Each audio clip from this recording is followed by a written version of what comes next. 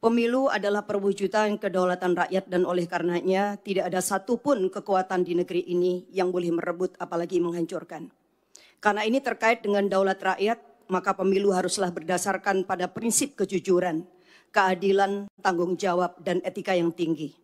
Tidak ada boleh satupun pihak-pihak yang mencoba memobilisasi sumber daya negara untuk memenangkan salah satu pihak, walaupun mungkin itu ada hubungan dengan anak, saudara, kerabat, atau relasi kuasa yang lain.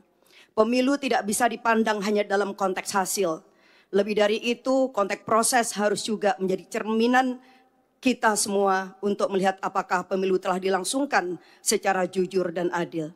Jika prosesnya penuh dengan intimidasi, apalagi dugaan kecurangan, pelanggaran etika, atau politisasi bansos, intervensi kekuasaan, maka tidak bisa dianggap serta-merta pemilu selesai saat pemilu telah berakhir jadwalnya. Saya adalah salah satu pelaku sejarah gerakan reformasi 98. Sepanjang pemilu yang saya ikuti semenjak 99, saya belum pernah melihat ada sebuah proses pemilu yang sebrutal dan semenyakitkan ini.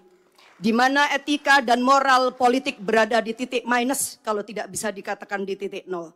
Ketika para akademisi, para budayawan, para profesor, para mahasiswa, bahkan rakyat biasa sudah mulai berteriak tentang sesuatu yang dianggap ada kecurangan, maka saya kira alangkah naifnya kalau lembaga Dewan Perwakilan Rakyat hanya diam saja dan membiarkan seolah-olah tidak terjadi sesuatu. Tanggung jawab moral dan politik kita hari ini adalah mendengarkan suara yang sudah diteriakkan ataupun suara yang tak sanggup disuarakan. Silent majority saya kira akan sepakat dengan kita untuk melakukan langkah-langkah konstitusional, apapun langkah-langkah itu. Dan hari ini kami menerima begitu banyak aspirasi dari berbagai pihak bahwa DPR hendaklah menggunakan hak konstitusionalnya melalui hak angket.